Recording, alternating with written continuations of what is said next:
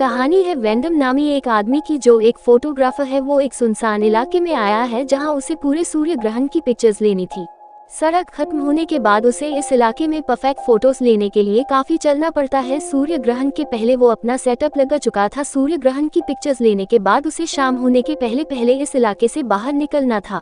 वो पैदल चलते हुए जब अपनी गाड़ी तक जा रहा था तो रास्ते में उसे इस सुनसान इलाके में एक रोता हुआ बच्चा मिला। इस सुनसान इलाके में एक बच्चे का होना एक अजीब बात थी। वैंडम इधर उधर देखता है, आसपास कोई इंसान नहीं था जिसे वो इस लड़के का साथी या फैमिली मानता। ये बच्चा किसी बड़ी मुसीबत में न आ जाए इसलिए वैंडम इसे अपने साथ ले जाने का फैसला करता है। बच्चा उसकी कोई बात नहीं सुनता और आगे आगे बढ़ता रहता है। वैंडम पूछता है, बच्चे तुम कहाँ जा रहे हो? बच्चा जवाब देता है, वहीं जहाँ मेरे माँ बाप खो गए हैं और मैं उन्हें ढूंढने जा रहा हूँ। ना चाहते हुए भी वैंडम को इस बच्चे का पीछा करना पड़ता है। वो बच्चा वैंडम को उसकी कार से कई किलोमीटर दूर लाकर छोड़ चुका था और मुस्कुराते हुए बिना उसे कुछ कहे वहाँ से भाग जाता है। वैंडम समझ गया था कि ये बच्चा किसी चाल के जरिए उसे यहाँ लाना चाहता था और वैंडम के साथ अब क्या होने वाला था वो ये नहीं जानना चाहता था। वो हर हाल में शाम होने तक अपनी कार तक पहुंचाना चाह रहा था, पर वो ये भी जानता है कि जितनी दूर वो आ चुका है वो जितना भी चले रात हो ही जाएगी और अंधेरे में वो इस इलाके में भटक जाएगा। और उसके साथ यही हुआ था। रात काफी हो चुकी थी और वो खो चुका था। अब वो यहाँ एक पत्थर के नीचे रात गुजारने का फैसला करता है और थोड़ी ही देर गुजरने के बाद वैंडम को करीब कुछ आवाजें आती है। उन आवाजों का पीछा करते हुए वो एक खाई में पहुँचता है जिसकी गहराई में एक घर था। वहाँ एक रस्सी की सीढ़ी का सहारा लेते हुए वैंडम उस घर तक पहुँच चुका था। वो घर का दरवाजा नॉक करता है, उसे मदद की जरूरत थी, लेकिन जब अंदर से कोई जवाब नहीं आता तो मजबूरन वैंडम को इस घर के अंदर आना पड़ता है। और यहाँ एक बात अजीब थी कि किसी अनजान आदमी के अंदर आने पर भी ये औरत बिल्कुल नहीं घबराई। वो अपने काम में मगन रहती है। वैंडम उससे कहता है, मैं यहाँ खो गया हूँ, मुझे एक फोन की जरूरत है, क्या आपका फोन मुझे मिल सकता है? ये औरत कोई जवाब नहीं देती और उसके सामने खाना रख देती है। वैंडम उससे यहाँ अपनी कहानी सुनना शुरू करता है और कहता है, मैं एक बच्चे की मदद करना चाह रहा था लेकिन उसने मुझे धोखा दिया। इन सभी के जवाब में ये लड़की इससे कहती है कि काफी रात हो गई है, तुम्हें अब सोना चाहिए। वैंडम भी खामोश होकर सोने चला जाता है। इसके बाद ये लड़की वैंडम के सामने ही कपड़े चेंज करती है और खुद सोने चली जाती है। सुबह जब वैंडम उठा तो वो लड़की सो रही थी। वैंडम उसके घर कुछ पैसे रखकर यहाँ से जब जाने लगता है तो देखता है कि जिस सीढ़ी के जरिए वो इस खाई में आया था वो अब यहाँ नहीं थी। ये जगह काफी गहराई में थी, चारों तरफ बड़े बड़े पहाड़ थे और यहाँ से बाहर निकलने का और कोई रास्ता नहीं था। उस लड़की के जागने पर वैंडम उससे पूछता है, वो सीढ़ी कहाँ गई? वो लड़की कहती है, मुझे नहीं मालूम, वो लोग कभी कभार ही उस सीढ़ी को वहाँ रखते हैं। वैंडम उससे पूछता है, यहाँ कोई और लोग भी रहते हैं? इसकी बात का लड़की कोई जवाब नहीं देती। वैंडम अब इंतजार करता है कि शायद वो लोग सीढ़ी अब वहाँ फिर लगा देंगे। टाइम पास के लिए वो इधर उधर की तस्वीरें लेने लगता है और दोपहर तक जब वहाँ कोई सीढ़ी नहीं आती तो वैंडम खुद ही इन पहाड़ों पर चढ़ने का फैसला करता है। पर इन पहाड़ों पर चढ़ना काफी मुश्किल था, मजबूरन उसे दूसरी रात भी यही गुजारनी पड़ी। अगले दिन भी जब वहाँ कोई सीढ़ी नहीं मिलती तो वैंडम अलीना नामी इस लड़की से एक हथौड़ी और एक कपलंग लेकर इन पहाड़ों के ऊपर चढ़ने की कोशिश करता है। इस बार वो काफी हद तक कामयाब भी हो चुका था कि तभी ऊपर कुछ लोग आते हैं। ये लोग ऊपर से वैंडम के ऊपर एक मरी हुई मुर्गी फेंकते हैं जिसकी वजह से रैंडम डिसबैलेंस होकर नीचे गिर जाता है। इतनी ऊंचाई से गिरने की वजह से वो बेहोश हो चुका था। पूरा दिन वो वहीं पड़ा रहा और रात में जब उसे होश आया तो उसने देखा कि हथौड़ी उसके पाँव में लग चुकी है। पूरा दिन छोड़कर इस वक्त वैंडम को दर्द से चिल्लाता देखकर अलीना उसकी मदद के लिए आती है। उसके पैर से हथौड़ी निकालकर उसे पट्टी बांध देती है और ऐसे वैंडम और 2 दिन के लिए यही फंस जाता है। 2 दिन बाद वो दोबारा यहाँ से निकलने की कोशिश करता है पर इस बार भी सीढ़ी पहाड़ों पर नहीं थी। वो जोर जोर से चिल्लाता है और कहता है कि अगर कोई ऊपर है और मुझे सुन रहा है तो मेरी मदद करे। उसकी चीख सुनकर अलीना भी बाहर आती है। वो अलीना से पूछता है कि आखिर कौन हो तुम और मुझसे क्या चाहती हो?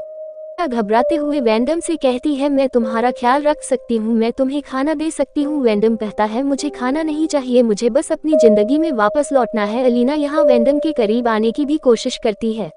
वैंडम उससे दूर चला जाता है और तभी वहाँ ऊपर कुछ लड़के उसे देखकर कहते हैं, सुनो तुम मदद के लिए चिल्ला रहे थे, बताओ तुम्हें क्या चाहिए?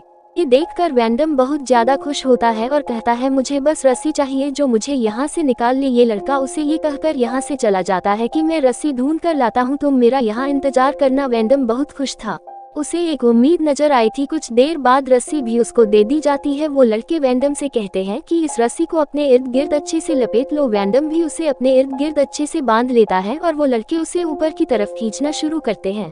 लेकिन बीच में ही इन लड़कों ने वैंडम को ऊपर खींचना बंद कर दिया था। अब वो वैंडम को रस्सी से बुरी तरह झुला रहे थे। वैंडम जोर जोर से चिल्लाता है कि रोक दो मुझे, ऐसा ना करो, लेकिन वो लोग उसकी कोई बात नहीं सुनते। फिर एक बार एक पॉइंट पर वैंडम एक पहाड़ी से टकराकर बेहोश हो जाता है। तब अलीना आकर इसे उनकी लैंग्वेज में बात करते हुए कहती है कि उसे छोड़ दो। अब बच्चे उसे नीचे गिरा देते हैं।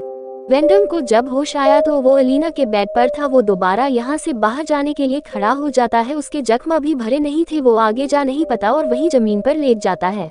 इस वक्त पर अलीना उसके पास आती है और उसे समझाती है कि वी इतनी आसानी से यहाँ से नहीं निकल सकता। जितना जल्दी हो सके वो अपनी किस्मत को कबूल कर ले, अब उसे यही रहना पड़ेगा। वैंडम, जिसे भी अब ये बात समझ आ गई थी कि वो इतनी आसानी से यहाँ से नहीं निकल सकता, वो अलीना की बात मान लेता है। दिखाया जाता है कि कुछ ही दिनों में ये दोनों एक फैमिली की तरह एक साथ रहने लगे थे। वो बच्चे जिन्होंने वैंडम को यहाँ फंसाया था, वो थोड़े अरसे के बाद इनकी जरूरत की चीजें इन्हें दे दिया करते थे। अलीना वैंडम के लिए खाना बनाती है, उसके कपड़े धोती, उसका सारा काम करती, जबकि वैंडम यहाँ सब्जियां उगाने का काम शुरू कर देता है। पर इस सब के बावजूद भी वैंडम को एक उम्मीद बाकी थी कि वो यहाँ से बाहर चला जाएगा। और फिर एक दिन लड़कों ने इनको सामान के साथ अल्कोहल भेजी, जिसका इस्तेमाल वैंडम बाद में रात को काफी करता है और नशे की हालत में उसे पता ही नहीं चला कि कब वो अलीना की काफी करीब आ गया। पर अगला दिन आता है और आज भी वैंडम अलीना के यहाँ से निकलने की कोशिश करता है, लेकिन रास्ता तो कोई था नहीं। पर आज एक उम्मीद की किरण उसके लिए आई थी। एक लड़का उससे बातें करता है और उससे कहता है कि मैं पढ़ना चाहता हूँ, क्या आप मुझे पढ़ा सकते हैं? वैंडम उससे कहता है हाँ क्यों नहीं, जरूर, एक बार तुम मुझे यहाँ से बाहर निकाल लो, हम बाहर जाकर एक फैमिली बन जाएंगे और वहाँ मैं तुम्हें सब कुछ सिखा दूंगा। वो लड़का जवाब में कहता है पता नहीं, शायद मैं ऐसा नहीं कर पाऊंगा। मैं आपको यहाँ से बाहर तभी निकाल सकता हूँ जब मेरे बाकी साथी बाहर गए हो या फिर सो रहे हो,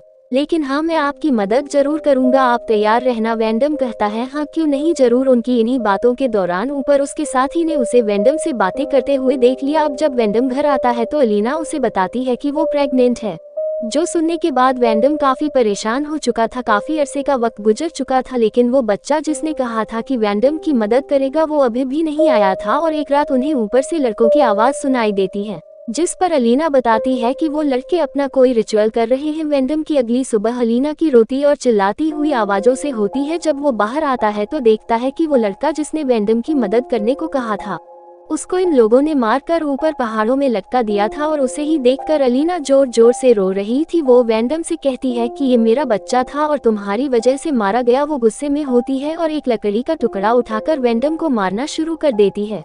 वो वैंडम को इतना मारती है, इतना मरती है कि वो बेचारा बेजान हो गया था। इसके बाद अलीना ने उसे एक पिंजरे में कैद कर दिया। 9 महीने तक वो इसी पिंजरे में कैद रहा। अलीना उसे खाना और पानी दे देती थी, जिसे वो जानवरों की तरह खाता था। इतना अरसा गुजरने के बाद एक और उम्मीद वैंडम के लिए जगी थी। उसे खाई के ऊपर एक लड़की नजर आई थी, जो वैंडम को इस पिंजरे में बंद देखकर भी हैरान हो रही थी। वैंडम उससे मदद मांगता है और उसे यहाँ से निकालने को कहता है। ये लड़की भी फौरन मदद के लिए किसी को लेने चली गई, लेकिन कुछ ही देर में वो लड़के जिन्होंने वैंडम को यहाँ कैद किया हुआ था, वो उस लड़की को भी पकड़ लेते हैं। उन्होंने वैंडम के सामने ही उस लड़की का गला दबाकर उसे मार दिया था। और इसके बाद वैंडम को समझ आ जाता है कि अब वो कभी इस जहन्नम से बाहर नहीं निकल पाएगा। कुछ दिन गुजरते हैं और वैंडम को एक दिन जिसे देखकर वैंडम अंदाजा लगता है हाँ पूरा एक कबीला रहता होगा। अलीना को भी कुछ दिनों में एक बच्चा होने वाला था। वैंडम अलीना से कहता है ऐसे वक्त पर तुम्हें मेरी जरूरत पड़ सकती है, तुम मुझे बाहर निकालो, मैं तुम्हारी मदद करूंगा।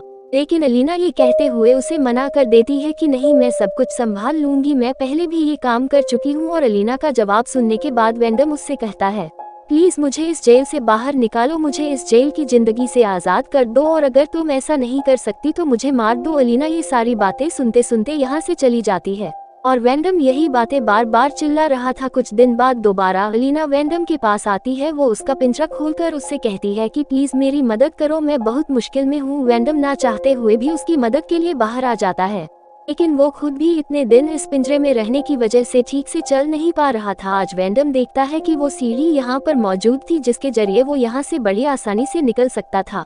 अगर वो अपने आप को आजाद करवाने से बेहतर अलीना की मदद करने को समझता है। अलीना को बेटा पैदा हुआ था, जिसे देखकर ये दोनों भी बहुत ज्यादा खुश थे। बच्चे के पैदा होते ही ऊपर से वो बच्चे जिन्होंने वैंडम को यहाँ कैद किया हुआ था, वो सब नीचे उतर कर आते हैं और बहुत ही बेदर्दी से वैंडम का गला काटकर उसे मार डालते हैं।